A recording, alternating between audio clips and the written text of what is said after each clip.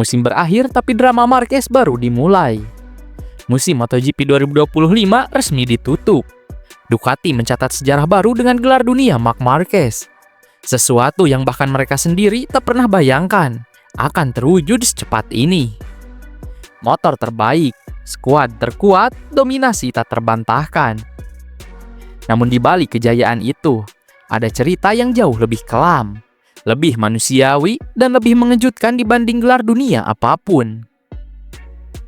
Untuk pertama kalinya sejak bergabung dengan Ducati, Marc Marquez dipastikan tidak turun di tes penting Valencia. Bagi Ducati, ini seperti kehilangan otak utama pengembangan motor. Bagi Marquez, ini adalah salah satu momen paling sulit dalam perjalanan karirnya. Dan semuanya bermula dari satu crash.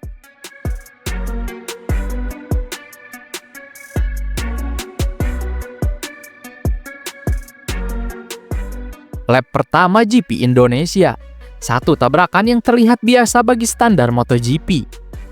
Tapi tidak kali ini, Marc Marquez terseret akibat insiden Marco Bezzecchi. Benturannya membuat ligamen bahu kanan rusak, dan tulang karakoid retak di lengan yang sudah 4 kali dioperasi sejak 2020. Bukan sekedar cedera, ini adalah tamparan keras bagi seorang juara dunia yang sudah berkali-kali berjudi dengan fisiknya. Marquez langsung tahu ada yang salah.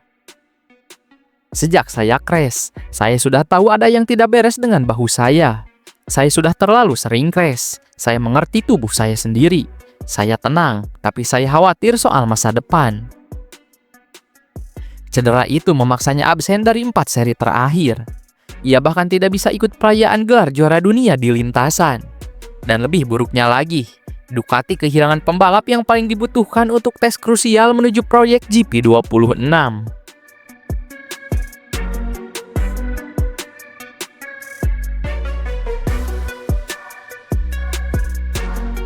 Ducati sudah menyusun rencana super detail untuk tes Valencia. Mereka ingin memulai pengembangan GP26 lebih awal daripada tim manapun. Mesin baru, aero baru, front end balance baru. Pada dasarnya, segalanya berpusat pada feedback Marc Marquez. Karena di mata Ducati, Marquez bukan hanya pembalap. Dia adalah sensor berjalan, insinyur hidup, pencari batas grip paling brutal yang pernah ada. Tapi semuanya berubah. Ini bukan cara terbaik merayakan gelar, tapi tubuh saya yang bicara. Kami punya rencana besar dengan Ducati untuk tes Valencia, tapi itu mustahil. Ducati akhirnya harus menyerahkan seluruh pengembangan kepada Pecco Bagnaia yang musimnya penuh ketidakstabilan, dan Alex Marquez, satu-satunya rider Ducati yang tampil konsisten di paruh akhir musim. Namun absennya Marc Marquez adalah kehilangan besar. Data berkurang, progres lambat, dan resiko salah arah pengembangan makin tinggi. Semuanya terjadi di saat Ducati seharusnya melaju paling cepat.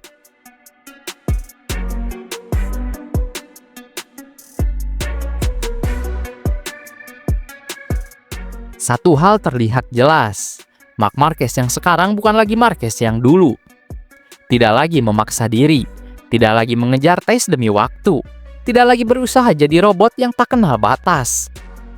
Ketika ia muncul di event Estrella Galicia, ia berkata, "Ini hari pertama saya tanpa arm sling. Dokter bilang tulangnya membaik, ligamen juga. Saya sekarang lebih sabar, karena pengalaman masa lalu. Saya harus menghormati tubuh saya." Ini kalimat yang tidak pernah keluar dari mulut Marc Marquez era 2015 sampai 2019. Ini adalah Marquez yang baru. Marquez yang hidup berdampingan dengan rasa takut dan kenyataan bahwa umur 32 bukan lagi 22. Cedera ini bahkan lebih rumit daripada yang diperkirakan. Dokter menemukan skrup bengkok dari operasi lama yang masih tertinggal di bahu. Ketika bengkaknya turun, tulangnya bergeser. Operasi tambahan pun tak bisa dihindari. Marquez tetap positif tapi realistis. Apakah saya kompetitif atau tidak di 2026? Itu ditentukan kondisi fisik saya, bukan tes Valencia.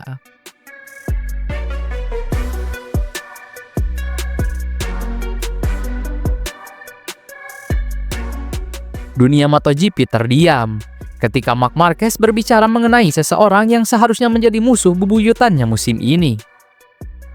Francesco Pecco Bagnaia, yang seharusnya menjadi lawan terbesar, yang seharusnya memberikan duel epik, yang seharusnya mengubah 2025 menjadi pertarungan sejarah. Namun kenyataannya, rasa iba justru mengalahkan rivalitas. Sakit rasanya melihat Pecco seperti ini. Kata-kata itu mengguncang pedok. Tidak ada trash talk, tidak ada provokasi, hanya empati yang tulus.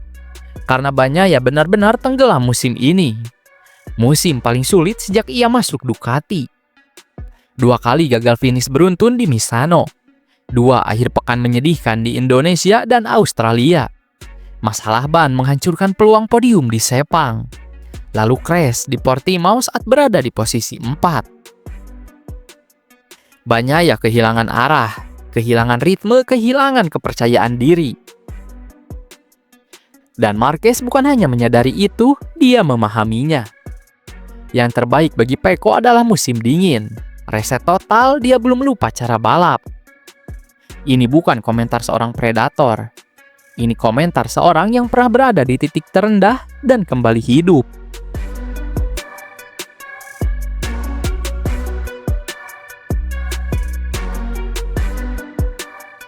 Ducati pun akhirnya buka suara.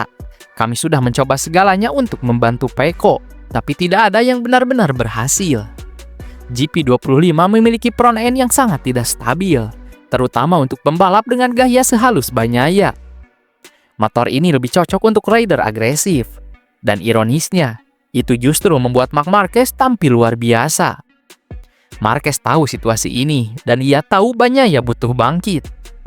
Kembalinya Pecco penting untuk proyek Ducati. Ini bukan politik internal.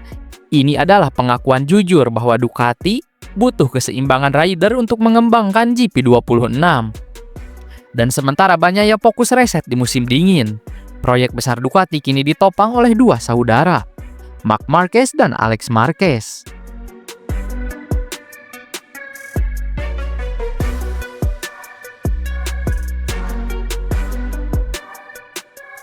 Di usia 32 tahun, Marc Marquez bukan cuma juara dunia. Ia adalah simbol kebangkitan, kedewasaan, dan ketahanan mental.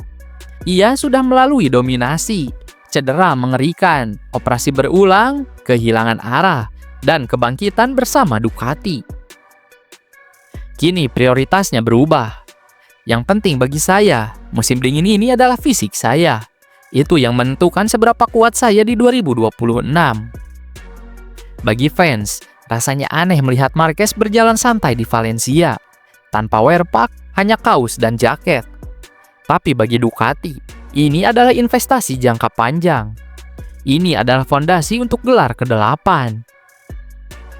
Marquez bahkan berkata bahwa grid 2026 akan punya 4 calon juara dunia sejati. Dan ia tahu satu hal, persaingan tak akan menunggu, tapi ia tidak perlu lagi terburu-buru. Karena untuk pertama kalinya dalam hidupnya, Marc Marquez mengerti bahwa kecepatan itu penting, tapi waktu adalah segalanya.